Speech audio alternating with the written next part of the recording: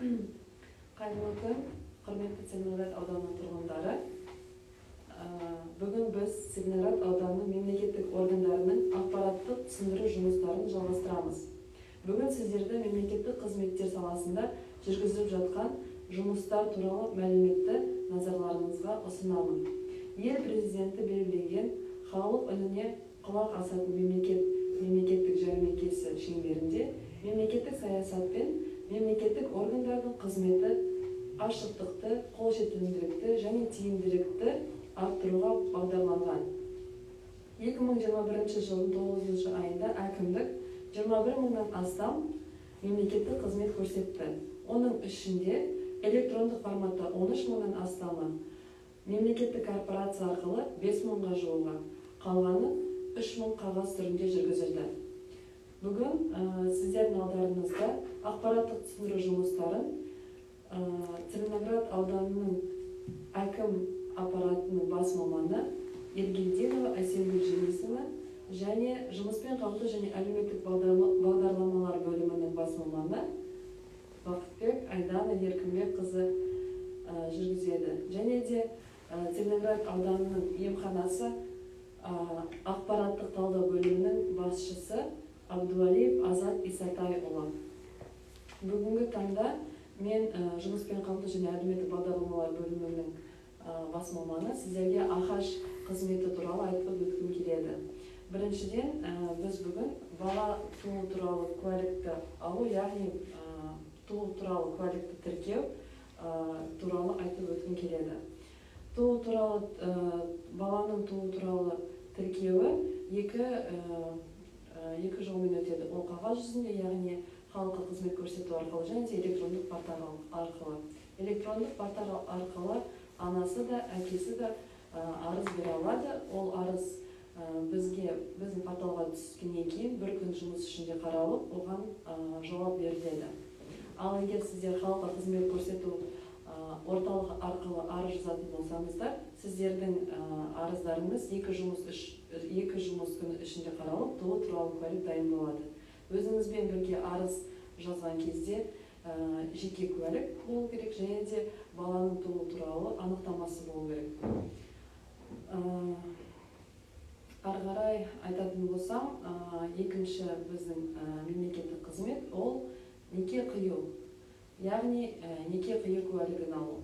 Неке қию 18 жасқа толған Қазақстан Республикасының ер азаматтары бұрын некеде болмаған болса, ортақ балалары болмаған болса, және де бұрын некеде болмаса, 18 жасқа келген болса, олар электрондық портал арқылы арыз береді. Электрондық портал арқылы берген арыздары бір жұмыс күні бізге келіп, және де 30 күн өткеннен кейін біз күн оларға тағайындаймыз. Сол күні олар өздерімен бірге жеке куәліктерімен және де бір айлық есептік көрсеткіш төлеген туралы чек алып келулері керек. Ал егер сіздердің ортақ некеге тұратын адамдардың ортақ балалары болса, кәмелетке толмаған, немесе егер ерлі-зайыптылардың біреуі аяғы ауыр болатын болса, немесе екеуінің біреуі бұрын некеде болған болса, өздерінің құжаттарын әкеліп, ол егер аяғы ауыр болса, өзімен бірге справка ВКК, яғни аяғы ауыр туралы анықтама алып келеді, және де өздерінің жеке куәліктерін және бір айлық есептік көрсеткіш төлеген туралы чекті алып келеді, анықтаманы. Ары қарай, егер ортақ балалары болса, онда туу туралы куәліктерінің түпнұсқаларын әкелу керек болады. Ал егер бұрын некеде болса, некені бұзу туралы куәлік бірге алып жүру керек болады. Сол құжаттарды бізге көрсеткен кезде, егер аяғы ауыр болса, немесе ортақ балалары бар болатын болса, неке қию уақыты, яғни 30 күн деп әкеткен болатын, сол қысқартылады. Қысқартылып, арыз жазған күні сіздерді некеге отырғызып, неке қию куәлігі берілетін болады. Ары қарай. Рахмет, Айдана, бәрі түсінікті. Енді, уважаемые наши услугополучатели, хотелось бы вам разъяснить про услуги в сфере обороны, которая оказывается аппаратом акима Целиноградского района. Акиматом Целиноградского района предоставляются две государственные услуги в сфере обороны. Это отсрочка от призыва и освобождение граждан от призыва на воинскую службу. Если говорить про услугу отсрочка от призыва, она оказывается через веб-портал электронного правительства. Срок оказания данной услуги 5 дней. Данную услугу услугополучатели могут получить одноразовым паролем, либо воспользовавшись своим ЭЦП-ключом.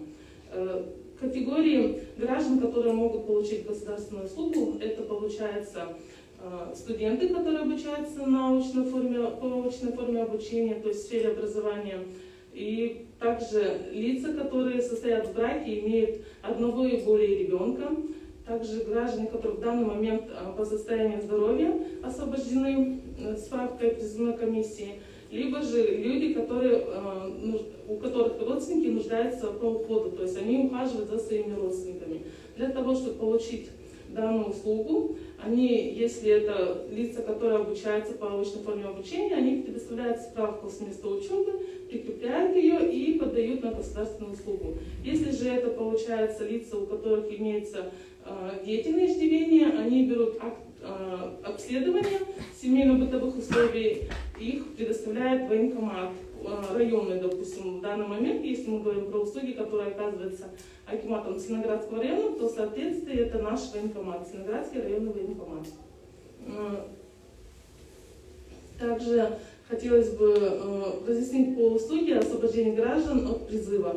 У нас, получается, сейчас поступают вопросы. Дополнительно мы остановимся на них после того, как расскажем вкратце про свои государственные услуги. Ждем, конечно же, ваших вопросов в сфере здравоохранения, обороны и актов регистрации населения.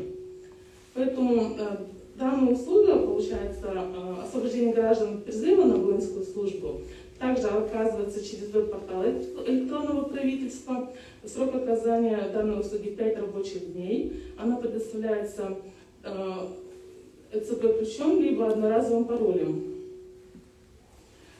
Данную государственную услугу могут получить лица, которые достигли 27-летнего возраста, также лица, которые по состоянию здоровья именно областной комиссии признаны освобождены от призыва на воинскую службу, лица, которые имеют ученую степень, а также священнослужители.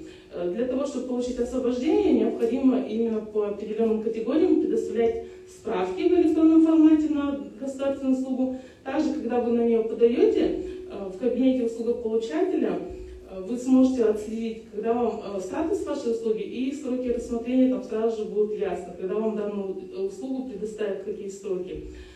Получается, результатом оказания услуги является либо отсрочка решения комиссии, либо же получается мотивированный отказ, если вы не подходите по определенным категориям, которые были озвучены. У нас также сегодня в гостях получается представитель нашей районной поликлиники. Хотелось бы предоставить слово ему. Қайырлы күн, Целиноград ауданы тұрғындары. Мен бастамас бұрын мұнда бір сұрақ қойған екен. Баланың туу куәлігі әкесі немесе анасынан басқа адамдар ала ала ма дейді. Соған бір кішкене жауап беріп кетсеңіз. Баланың туу туралы куәлігі әкесі немесе анасы бара алмаса, басқа туысқандары барып ала алар ма? Жоқ, міндетті түрде анасы немесе әкесі алып кету керек болады. Өздерімен бірге өздерінің жеке куәліктерін бірге алып келу керек болады. Тек қана анасы немесе әкесі.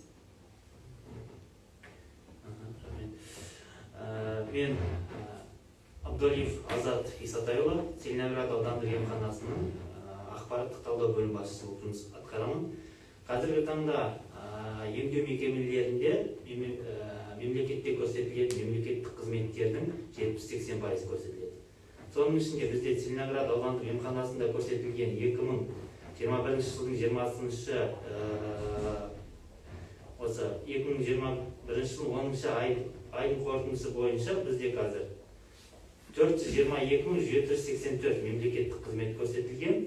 Оның ішінде мемлекеттік қызметтерді бөліп көрсететін болса, емдеу мекемелеріне тіркеу бойынша 8.093, мемлекеттік қызмет көрсету, дәрігер қабылдауына жазылу бойынша 38.997 мемлекеттік қызмет көрсету, және дәрігерді үйге шақыру бойынша 22.691 қызмет көрсетілген.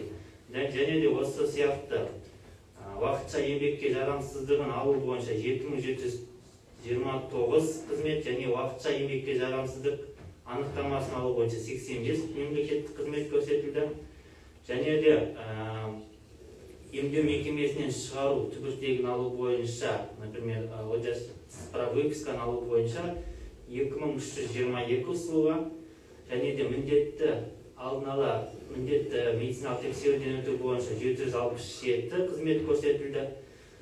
Және де сауықтыру орталықтарына жіберілетін қорытынды бойынша 42 мемлекеттік қызметтер көрсетілген. Олардың әрқайсысына жеке-жеке тоқталатын болсақ, міндет медициналық санитарлық алғашқы көмек көрсететін медициналық ұйымдарға бекіту туралы тіркелу. Ол бізде көбінесе шатастырады, бізде прикрепление мен прописка қатысы бар, ол екеуі қатысы жоқ. Бізде пропискаға еш қарамайды, тұрғылықты жері бойынша тіркеледі. Және де ол екі түрмен тіркеледі. Жаңа электронды үкімет порталы арқылы тіркеледі. Және де бізде көрсетілген категориялар бойынша ол емхана регистратурасына келіп, өтініш жазып, жеке куәлігімен тіркеле алады. Осы мемлекеттік қызметтің көрсетілу ұзақтылығы документ құжаттарды қабылдау 30 минут, ал қызметтің көрсетілуі бір күн, бір тәулікте жұмыс күні бойынша беріледі. Және де осы қызметтерді қабылдау таңғы сағат жұмыс уақытында. Егер емхана жұмыс уақыты 8-ге дейін болса, осы мемлекеттік қызмет сағат 9-дан сағат 6-ға дейін көрсетіледі. Және де электронды үкімет порталымен көрсетілу, ол 24 сағат бойы ешқандай техникалық қателіктер оңалтылау орналастырмаған кезде жүргізіледі. Екінші бізде мемлекеттік қызметтің бірі уақытша еңбексізге жарамсыздық парағын беру туралы. Ол уақытша еңбексізге беру парағын алу 30 минуттың ішінде ол электронды түрде жүргізеді. Қазіргі таңда біздің дәрігерлер осы уақытша еңбекке жарамсыздық парағын ашқаннан кейін арнайы кабинетке барып, сол жерде қағазды шығарып алады. Ол тегін түрде көрсетіледі.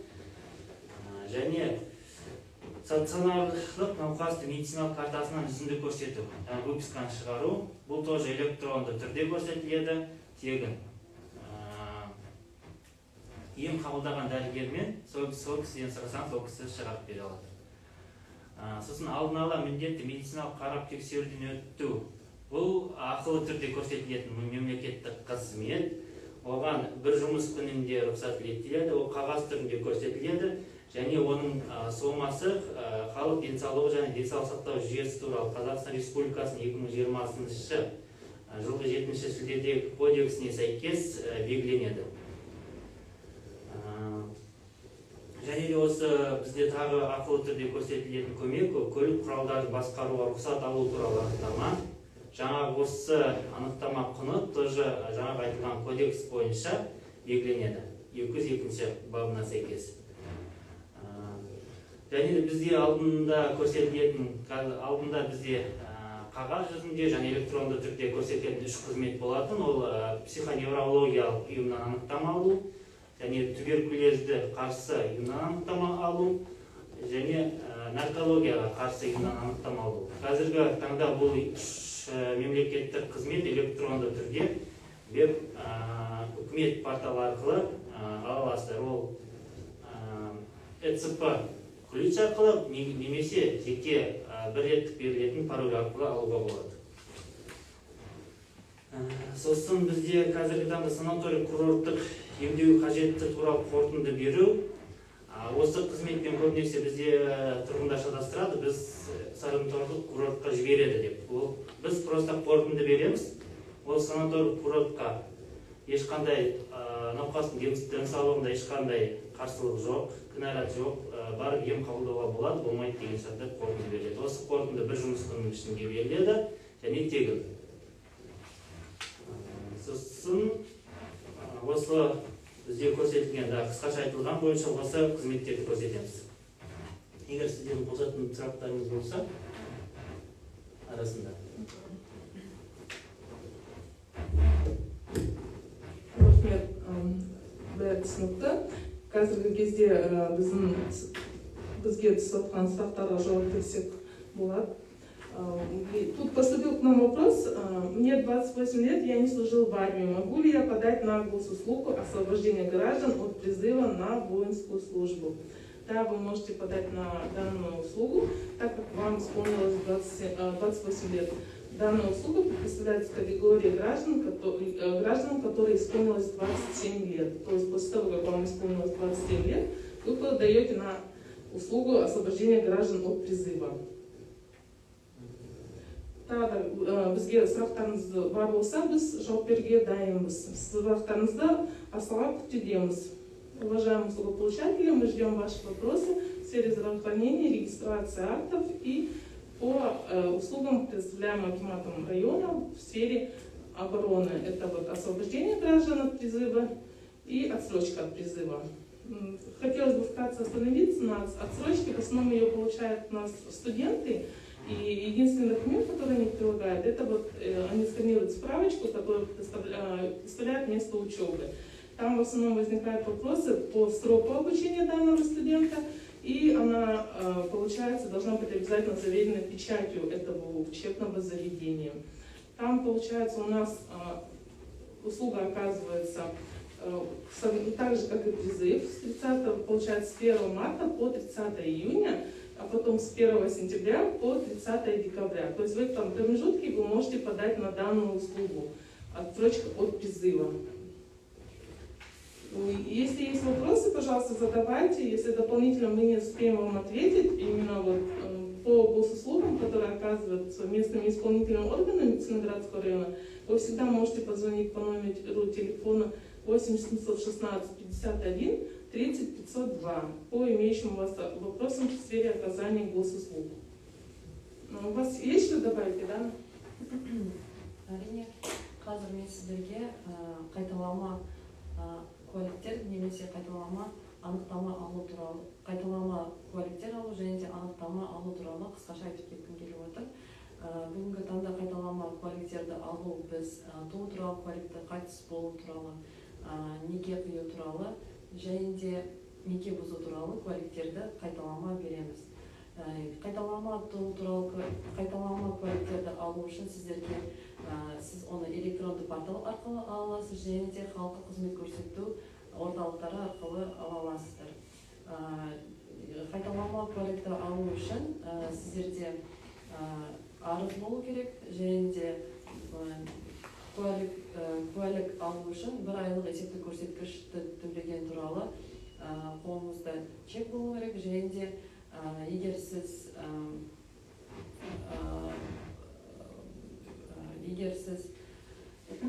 мысалы неке қию куәлігін алғыңыз келсе, егер өзіңізде көшірмелері немесе тағы да бір құжаттар болатын болса, өзіңізбен бірге алып келуіңізге болады. Қайталама туралы куәлік немесе қайталама куәліктер негізі 3 жұмыс күн уақытында қаралады. Ал егер электрондық портал арқылы беретін болсаңыздар, 1 жұмыс күн ішінде олар қаралып, сіздерге электронды түрде жауап келеді. Ал анықтама алуда да барлығы сондай құжаттар керек, бірақ та 1 айлық есептік көрсеткіш емес, 0,3 айлық есептік көрсеткіш төлену керек болады. Ары қарай айтатын болсам, ол неке бұзу туралы айтып кеткен болсам, неке бұзылады АХ бөлімі арқылы тек қана егер ортақ балалары болмаса, егер ешқандай мүліктік қатынастары болмаса, онда АХ бөліміне келіп, немесе электрондық портал арқылы арыз жазып, 1 жұмыс күні ішінде біз сізден арыздарыңызды қабылдаймыз, қарап, және де 30 күн аралық қойып, сіздерді 30 күннен кейін шақыртамыз. Сіздер келіп, баж салығын төлейсіздер, 2 айлық есептік көрсеткіші. Содан кейін біз сіздерді сіздердің некелеріңізді бұзамыз. Ал егер сіздердің ортақ балаларыңыз бар болатын болса, немесе бірде бір мүліктік қатынастарыңыз болса, сіздер сотқа жүгінесіздер, және де өз некелеріңізді сот арқылы бұзатын боласыздар.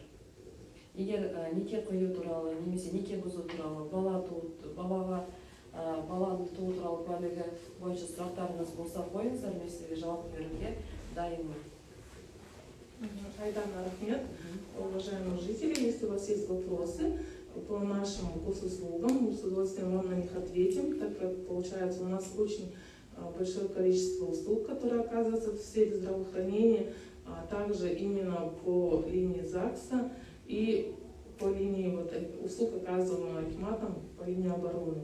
Поэтому с нетерпением ждем ваших вопросов. Хотелось бы вам ответить на них, чтобы вы уже знали, как оказываются услуги у нас в районе, чтобы ваши услуги получали своевременно, качественно, и чтобы у вас не было оснований получать мотивированные отказы.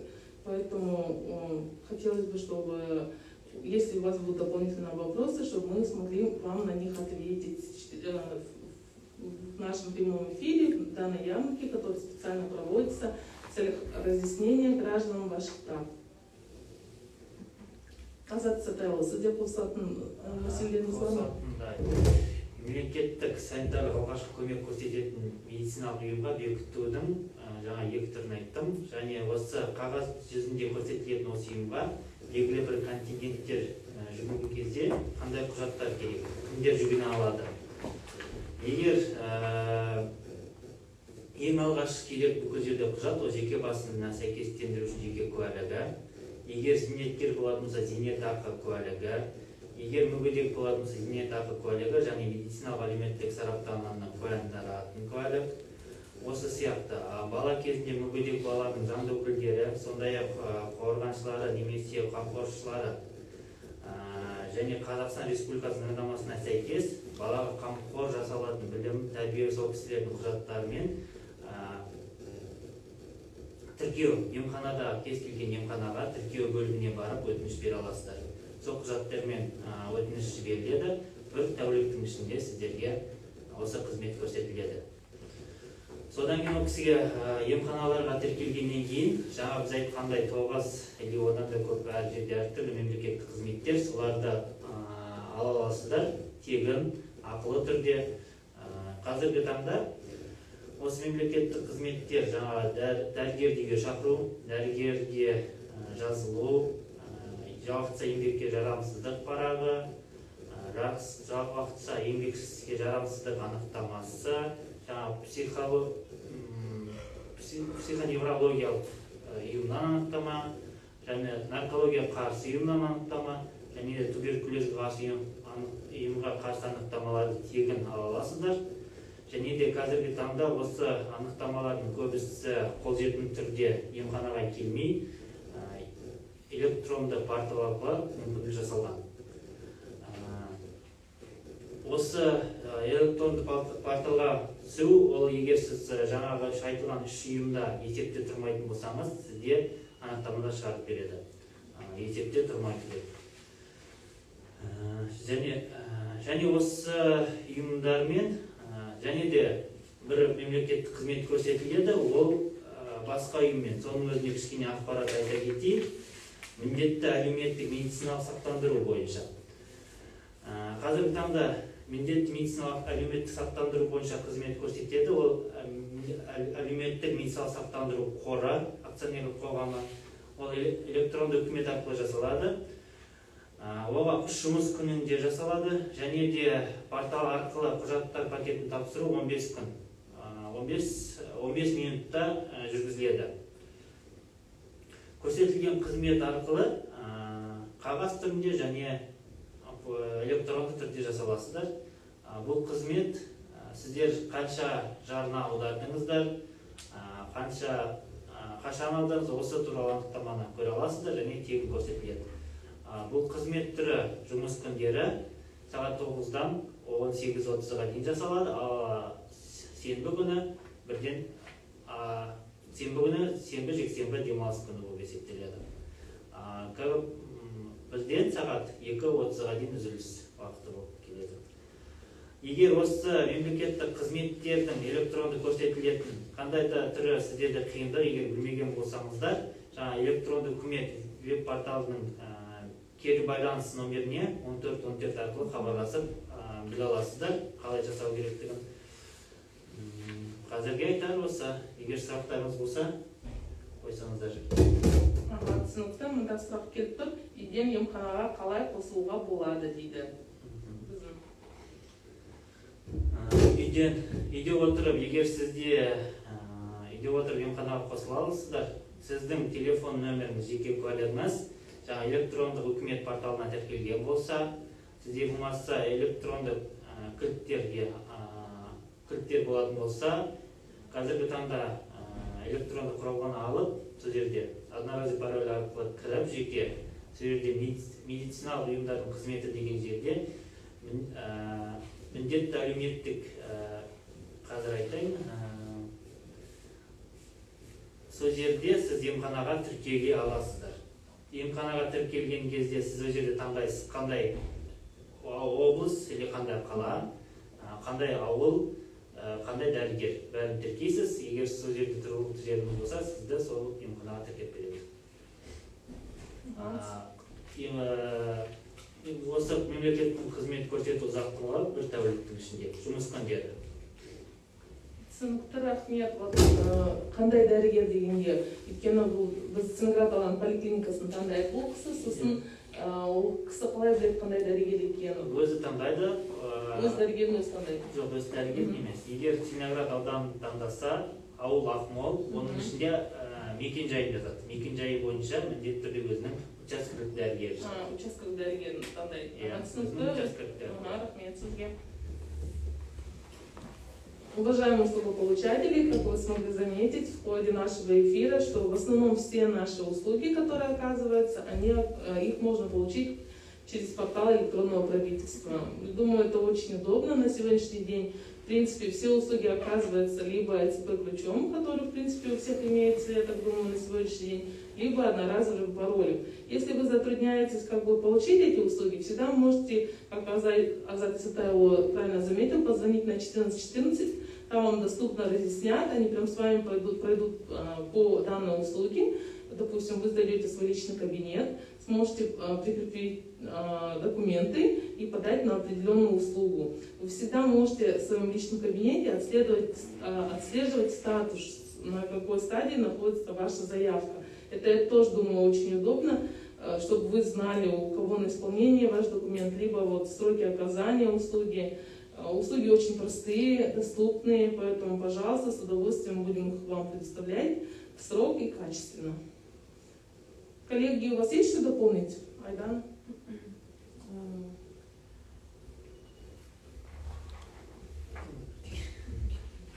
Пока Айдана у нас размышляет по услугам, в принципе, у них очень большой объем по государственным услугам, в поликлинике тоже.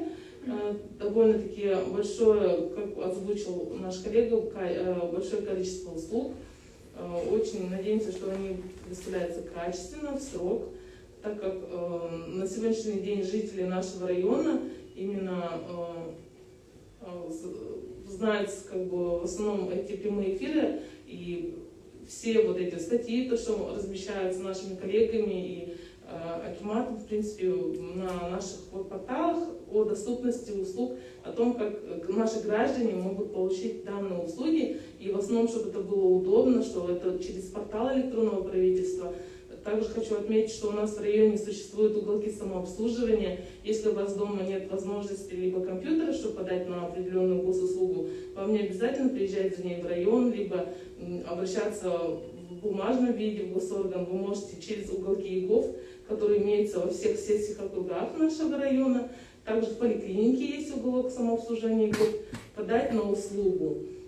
Если эта услуга не обязательно должна оказаться нашим местным исполнительным органом, да, достаточно будет, если вы там сядете, да, за компьютер, и наши сотрудники, которые в акиматах, либо же они могут позвонить на 1414 и проконсультироваться, как оказать вам определенную услугу. То есть, уважаемые жители, всегда рады помочь вам в получении государственных услуг в нашем районе. Азат Исатайұлы, сіз қосымшаға айтасыз ба? Тағы да мәселелеріңіз? Қосымшаға айтатыным, қазіргі таңда көп сұрақтар дәрігер қабылдауына жазылу, дәрігер деге шақыру сұрақтары бойынша. Қалай дәрігер деге шақырамыз, қалай жазыламыз? Оның 3 жолы бар. Егер өзіңіз емханаға келіп тіркеу бөліміне хабарлассаңыз, сол жерде сізге жазылады учаскелік дәрігерге. Егер телефон болатын болса, онда 51 462 51 118 тіркеу бөліміне хабарласып, сол жерден жазыла аласыздар. Және егер сіздерде ұялы телефонда мобильді қосымша Домумед болатын болса, Домумед арқылы сіз өзіңіз регистрация жасалған болса даниларыңыз, сол жерге сіз үйден шықпай жазылуға болады осы екі қызметтерге. Және осы жаңағы Домумед мобильді қосымшалары арқылы егер сіз уақытша еңбекке жарамсыздық парақтарын және осылар бойынша бүкіл ақпаратты өздеріңіз көре аласыздар үйден шықпай. Қазіргі таңда осы мемлекеттік осы емханада көрсетілетін мемлекеттік қызметтердің көбісі қолжетімді түрде электронды портал арқылы тіркелген мобильді қосымшалар арқылы жасалады. Рахмет, менде айтарым осы қазіргі.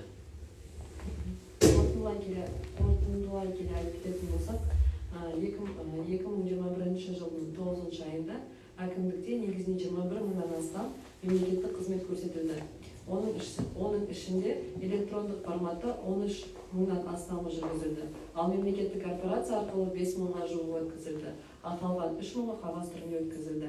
Қызметтердің көпшілігі электрондық форматта болғандықтан қызмет алушыларда мемлекеттік корпорациялар мен мемлекеттік органдарға жүгінудің қажеттілігі жоқ екендігін айтып өткіміз келіп отыр. Айдана, сізге рахмет.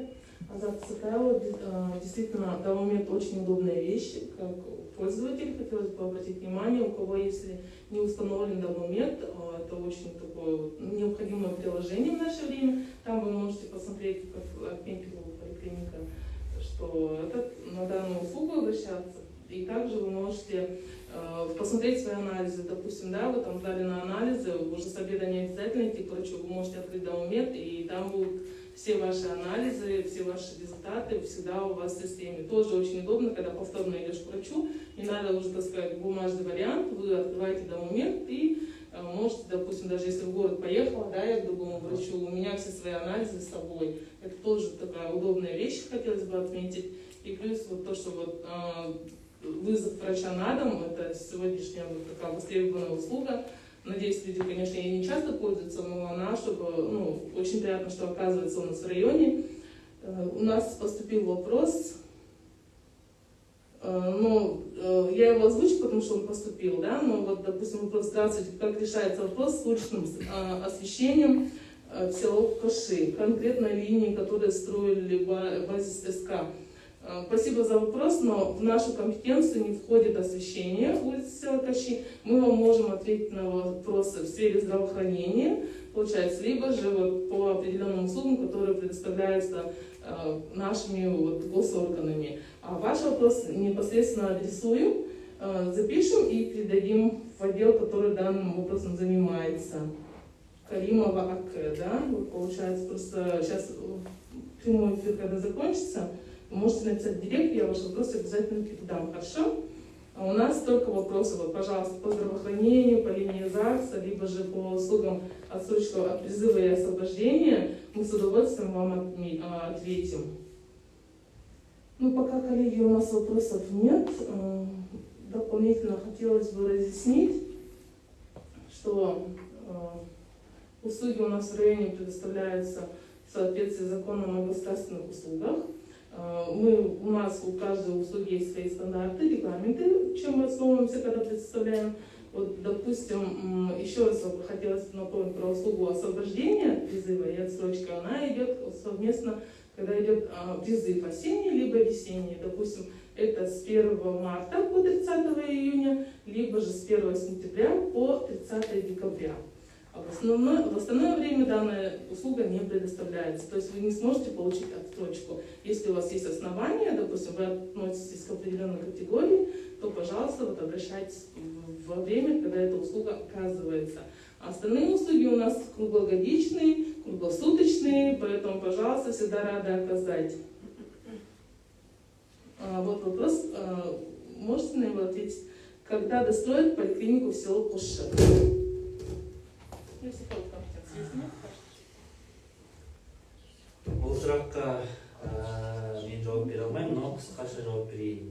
Қосшы алдағы уақытта салынып жатыр, но бұл сұрақты білмедім жауабын. Қазіргі таңда ол Қосшы бөлек қала болды, сосын ол жерде бөлек медициналық организация бар. Соған байланысты бұл сұрақты мен қазір жауабын айта алмаймын сізге. Алдағы уақытта сізге жеке өзіңізге хабарласып айтуға тырысамыз жауабын. Рахмет, Азат Сатаева. Я негізі бүкіл сұрақтарды именно Қосшы бойынша біз айта алмаймыз. Өйткені Қосшы город Кащерек не получается самостоятельный. В данный момент именно наш госорган не может вам предоставить информацию, но дополнительно, если вы укажете ваш контактный телефон, мы с удовольствием передадим ваши вопросы своим коллегам.